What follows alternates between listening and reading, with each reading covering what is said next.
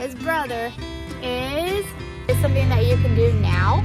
It's not hard and it's not scary, and it's just being prepared.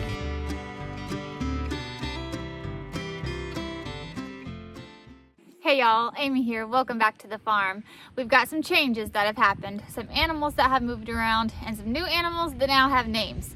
So let me take you around and show you. All right, y'all, change number 1. Over here in Willow's area, we have Willow, Annabelle, and Miss Pearl. Hello, Miss Pearl. Y'all, Miss Pearl here has moved over here to what is now the ladies' side. I have all the ladies over here on this side of the farm. Annabelle, no. And all the fellas are on the other side of the farm. Hold on. What are you doing?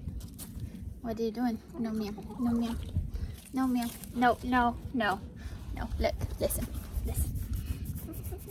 Okay. So, Annabelle likes the camera very much. But, y'all, Pearl here and Willow are getting along just fine. Annabelle here, stop it. Annabelle, quit. And then, of course, we have Stop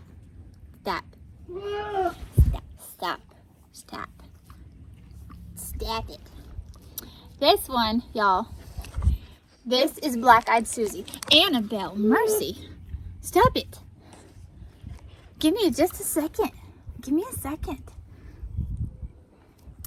Black-Eyed Susie here is over here and doing just great.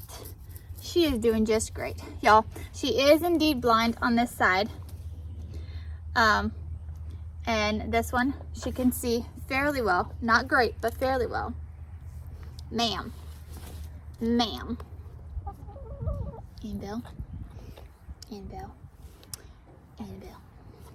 Okay. So, look at Miss Pearl. She's like, all right, let's just have some tension here. Okay, move over.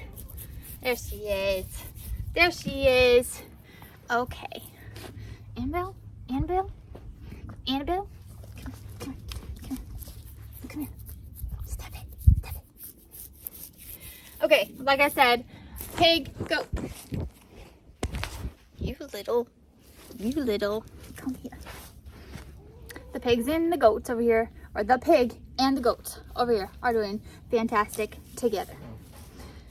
Annabelle's something else.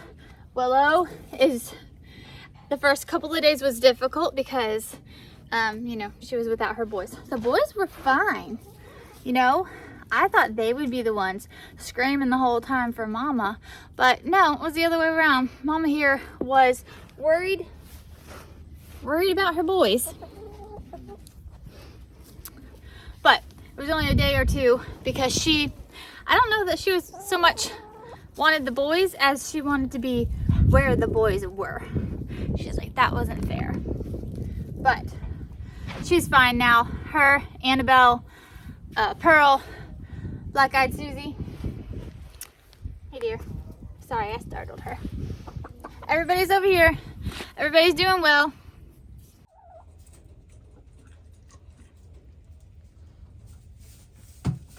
All right, now we're out here with the boys. So this one here, blue collar, this is Behringer.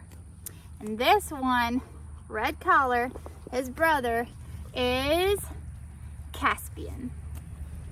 Yep, so we have Behringer and Caspian. Whew, puppy breath. You got puppy breath. And they are doing so well, y'all. So Behringer he's never been much of a barker. Does that feel good right there, dude? Like, he was chill. I maybe heard him bark once or twice in the whole time that we had him. Caspian here, I don't know if it's because maybe he was with his parents for quite a bit longer and learned more, but he's more of a guard dog at this point than Behringer is. You gonna lay there? You gonna lie there? Okay. He barks at strange noises. He barks at unfamiliar like things that he sees. So that's a good thing. That's a good thing. And being that way will help teach this guy to be that way, which is good. So they're doing very well. This one, Caspian, he's learning. He's not, I've had Behringer for, let's see, it's been almost 2 months that I've had Behringer. So he's been in training for almost 2 months. He knows his name, he knows commands, he walks on the leash well.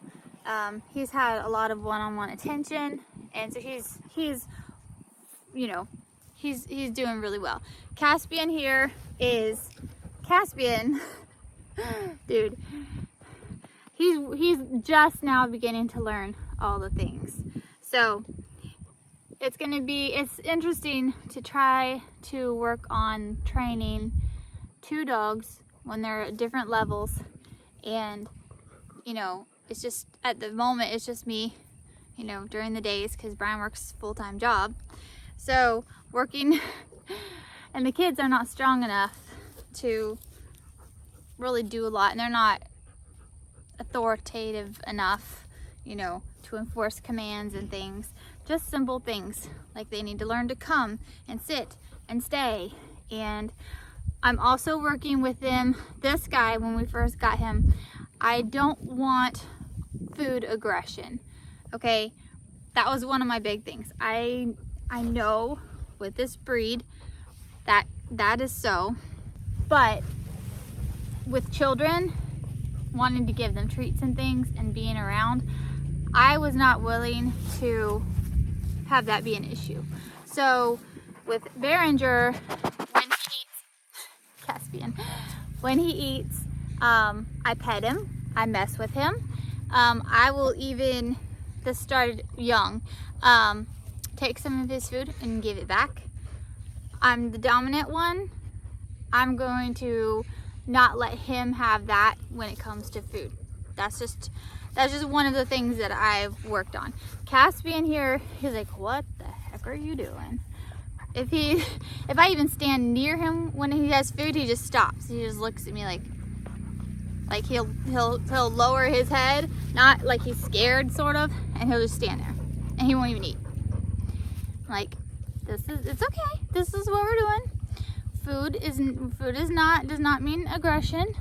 I don't want to. Okay, here's my main reason for this. I was watching some YouTube videos of livestock guardian dogs, and when they would catch and kill something in the fields, or when one of the chickens would die, or one of the goats would die or something, they would have it, and the owners were scared to go get it from the dog. The owners were scared of the dog with having something like that. They didn't want to get attacked because they were going to go take it from their livestock guardian dog because they didn't want them to eat it, or whatever the case may be.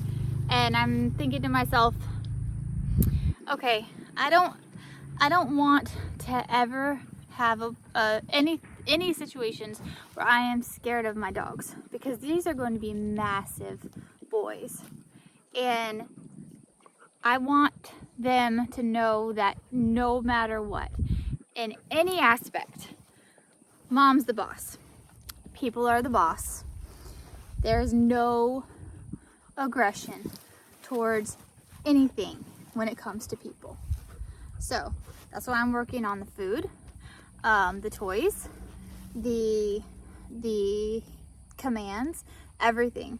People are the boss, and that's all. That's it. That's how it is. And they're very happy. They're very happy, sweet boys. Yes, they are. They're happy, sweet boys. They need to be brushed. Y'all, I've decided I'm gonna do the grooming thing myself. What are you doing? Excuse me, sir. Excuse me, sir. That's my hat. Nope. Nope. Sit. Sit. I'm over you. That's right. Good boy. Okay. It doesn't take much. It is so easy. That's right. That's right. Mama's boss. And that's it. No harshness, no hitting, no yelling. Just calm authority over the poopers. Over the little peepers. They both like to be scratched. Look at them. They're like twins. It's so funny.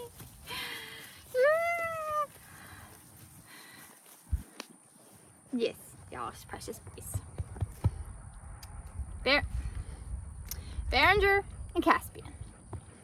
I still have to look at the collars to know for sure. This one's a little bit more floofy on the top. Like his hair at the top has a slight different texture than the hair on the top of Behringer's head. But y'all, unless I'm really looking at them, I can't tell. Good boys. Good boys.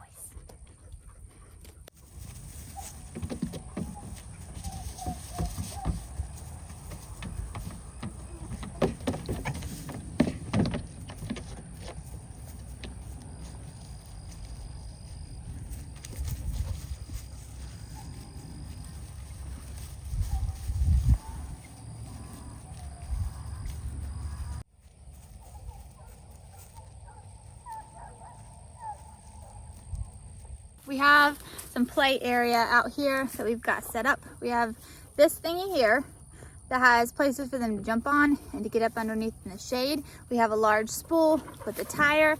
That thing back there in the background, that is the chicken coop that we turned into a goat house / dog house, whichever one wants to be in it. Behringer.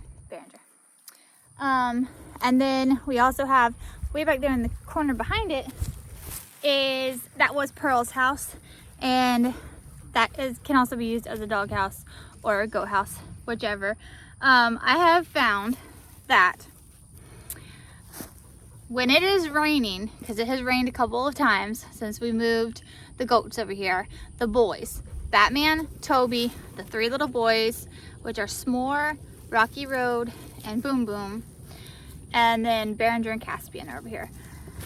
Y'all, not this chicken coop thing, but that other pig house back there, all of them sleep in that together.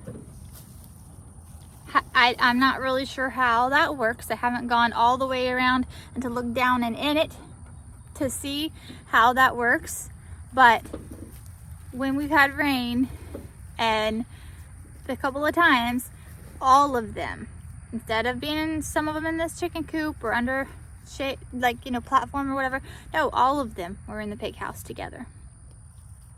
That's a crowded pig house, and they I guess they like it. I don't know, they stay warm that way. We've had some cold nights, so at least they're staying warm. Come over here to say hi to the baby boys. Oh, dope. Oh, dope, Tobias. Okay, so these fluffy boys here, Caspian and Behringer. Can we see the goats for just a minute? You big old fluffy glutes. Hold on, I'll see the goats for a minute. So, Batman, come here. Toby, nobody wants to see your butt. Nobody wants to see your butt. There's Tobe, don't butt that. So, okay, Tobe outgrew his collar, so I gotta get him a new one. So what I do, Toby, Tobias, stop. So what I do at feeding time, chores take longer than usual now. So what I do is, quit, your tail's hitting the camera. So you're sitting on your brother. Tobe, stop it. Okay, one moment. So what I do at chore time now, because it takes longer and is a little more complicated than it was before. That's okay. We have a little temporary movable hay rack here for the goats.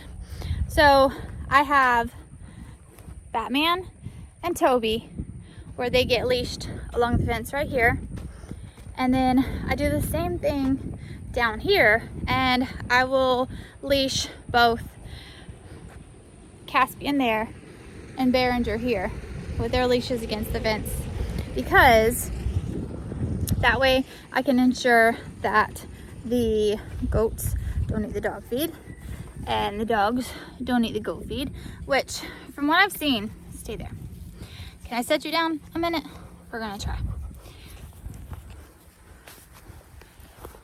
So from what we've had, so how it's been so far is that the goats don't have any interest in the dog food, which is great, but the dogs prefer the goat feed to the dog feed. So that's why I am going ahead and leashing them all. And then the 3 little boys, they're not leashed, they're just loose.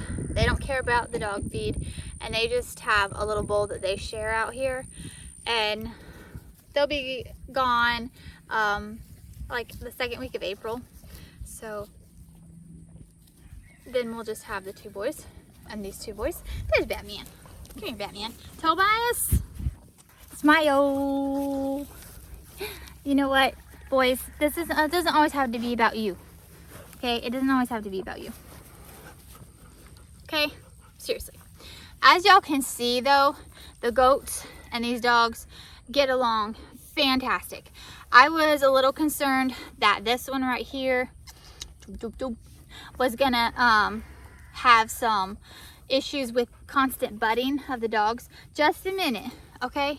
You're getting me covered in slobber. But we haven't had that issue. He's not mean towards them. The dogs aren't mean towards the goats. Of course, they were raised with goats, so I wasn't concerned there. But Batman and Toby are great with these boys, and so are the 3 little ones. So everyone gets along well.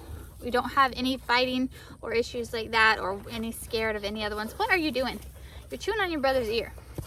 Tobias, mister, you are something else. You are such a little buck. Okay, all right.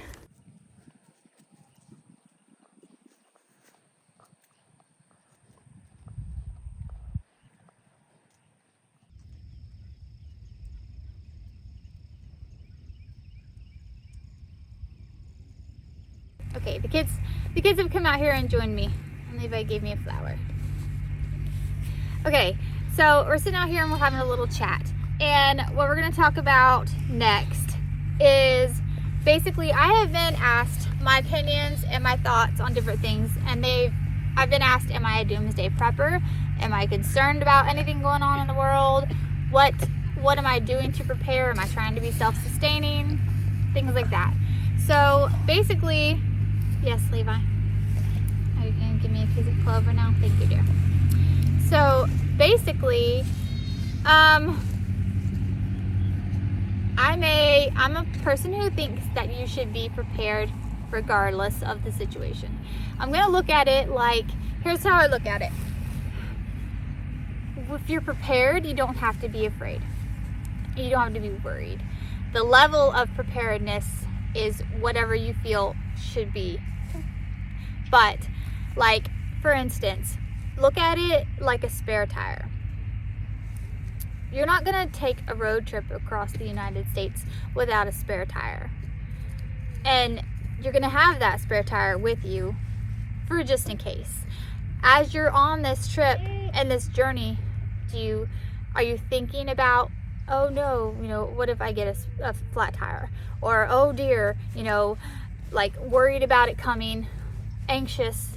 No, you don't even think about it. You don't think about it, you don't worry about it, because if it happens, you have the spare tire.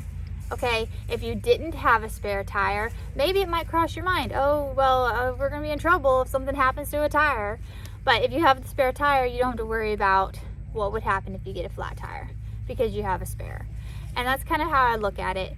Like, I'm going to be prepared, and I'm not going to have to worry about it because I'm prepared, And so that's basically it. Anyway, that's my opinion on it. I would view preparing like having a spare tire. If you have it, you don't have to worry. And if you don't need it, great. That's fantastic. But you have it just in case. So, I would learn to garden. learn to garden because it puts food on your table, and it's something that you can do now, but it's also something that will help you later, just in case. I would buy books. You don't have to learn all the things to be able to self-sustainably do all the things, but you need a hard copy of the books that teach you how to do all the things and tell you how to do all the things, because if one day you don't have access to internet, you have a hard copy of a book that tells you how to do the things you don't know how to do, okay? And tells you how to prepare the foods you don't already know how to prepare, okay? So there's very basic things, very basic things that you can do. It's not hard, and it's not scary, and it's just being prepared, It's just having a spare tire just in case.